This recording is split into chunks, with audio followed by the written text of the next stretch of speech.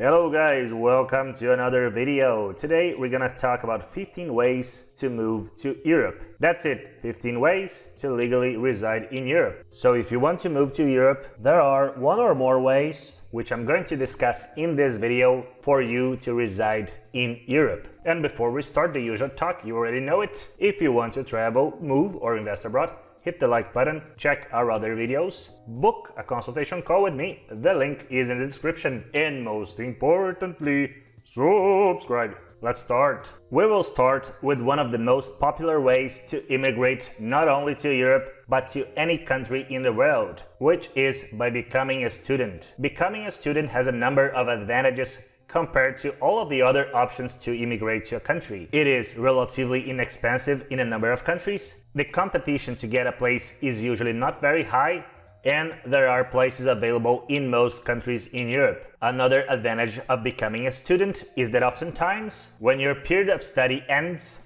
you can extend your visa to find a job in a number of countries. This option is not available in all countries, so make sure you check this if it is important to you before choosing a country to study. And if you're a student, after you finish your studies, you'll probably want to find a job. And talking about finding a job, we get to the second way to immigrate to Europe, which is by finding one. Finding a job is a really broad option, and it will depend on many things such as the demand of a given country for a specific profession and the demand for your qualifications. The problem of finding a job is that it is much harder to get a residence permit for an employee than for a student, for example. In most countries, work permits are also subject to quotas, so it is not easy to find companies that are willing to hire foreigners who do not have the right to work in a given country. However, it is not impossible. Some sectors that have a high demand for professionals are healthcare, construction, IT, and hospitality. If you are looking for a job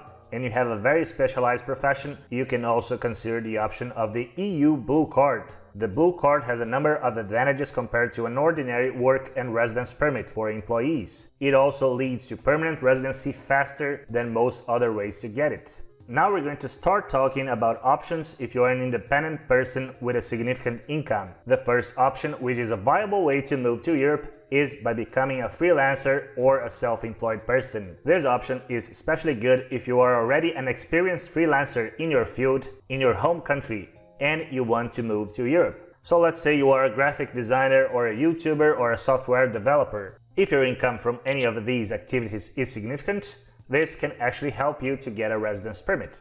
This option is not available in all countries, but many countries in Europe, including countries in Western as well as in Eastern Europe, have this option. Some countries that currently offer residence permits for self-employed persons are the Czech Republic, Slovakia, and Spain, but there are many other options. The next option to immigrate to Europe is by opening a company. The difference from being self-employed to opening a limited liability company is that you have more options in terms of countries that have a residence permit for this category. There are a lot of details in this category in regards to what makes you eligible to get a residence permit by opening a company. In many countries, you can actually open a sole proprietorship company and run your one-man show, but quite many other countries also require you to hire a specific number of locals or have a certain minimum capital. In Croatia, for example, you can only get a residence permit by opening a company if you hire 3 Croatian or EU citizens or permanent residents. Another option in this category is when you own a company or someone else owns a company in which you are employed and you get a residence permit in another country as a representative of that company. Bulgaria is a good option for this type of setup. The next option to move to Europe is by buying real estate. This is already a category of residence permit which is less known and also not available in many countries, but it does exist and you can actually find good opportunities in this category. In a number of countries, just by buying a property, regardless of its price, you can get a residence permit. But bear in mind that in most cases you will need to register your address in the address of this property. So if you're going to buy a derelict house, this can be a problem. Some countries that offer this type of residence permit are Serbia, Bosnia and Herzegovina, and Montenegro. Now we're going to discuss probably what is the most expensive, but at the same time the most effective way to move to Europe, which is the Golden Visa. The Golden Visa works basically like this. You invest a significant amount of money in a country and in return you get a residence permit to live in that place. The categories of investment vary from country to country, but they are usually the following: buying real estate, buying shares of a company, investing in a fund, or parking money in a bank account. However, just a few countries in Europe offer golden visa schemes. Among the most popular ones we have Portugal, Spain, Malta, Greece, and Cyprus. Now I'm going to briefly talk about one of the most well-known ways to get a residence permit and reside in Europe. If you marry a citizen of an European country which is also residing in that country, you can get a residence permit based on being a family member of that person. Now, even a civil partnership might be enough to get a residence permit, so in many countries you don't actually need to marry.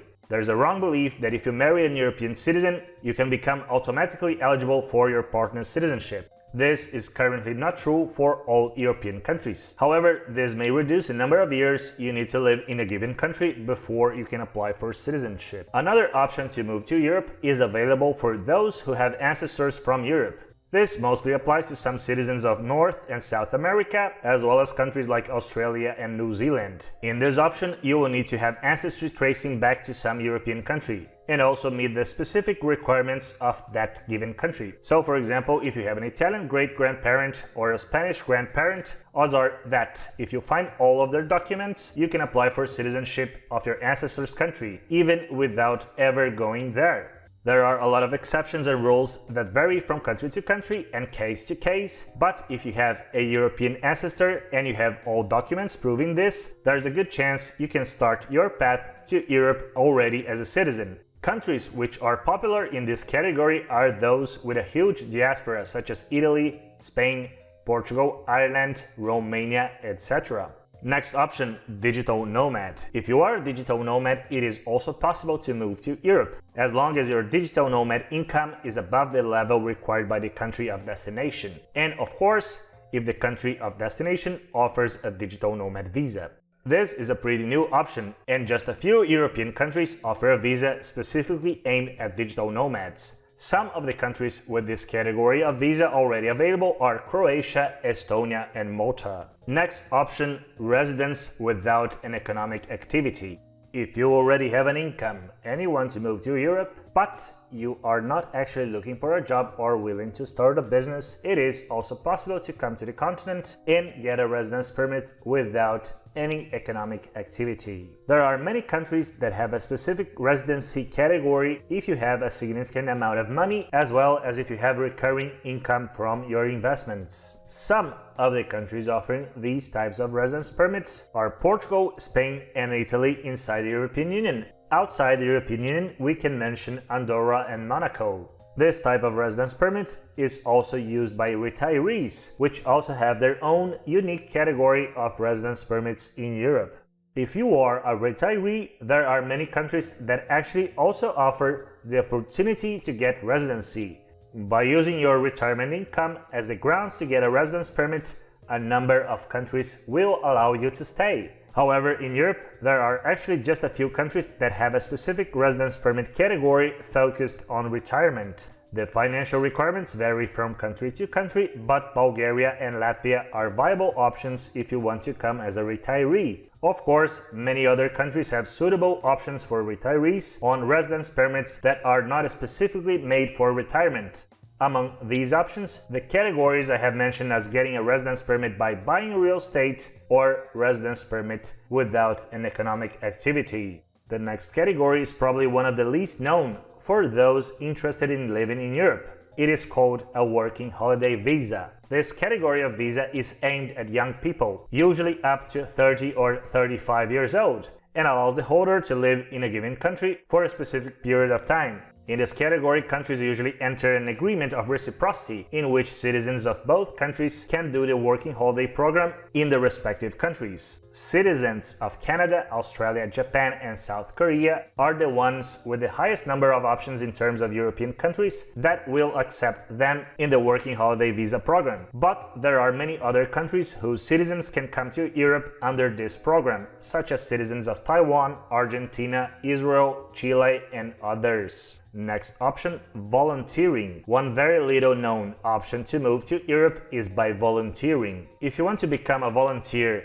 in a proper organization that has all the licenses to operate in a given country, you might actually move there and get a residence permit based on your volunteering contract. It is very important that the organization in which you will be a volunteer actually has the requirements to take official volunteers, so to say. You can't just become a volunteer for a friend, for example, and expect that this will be enough grounds to get a residence permit. The last option in today's video is a visa-free stay. Depending on your passport, you can just stay for quite a while in a number of countries in Europe. While most countries will give you up to 90 days visa-free entry, even if you have a good passport, in a very reduced number of countries, you can actually stay longer without needing to have a residence permit. The best example in Europe is Georgia, in which you can stay up to 1 year visa-free if you are a citizen of most developed countries in the world. Another option, however, this one just applies to US citizens, is Albania. If you are a US citizen, you can stay in Albania for up to 1 year visa-free.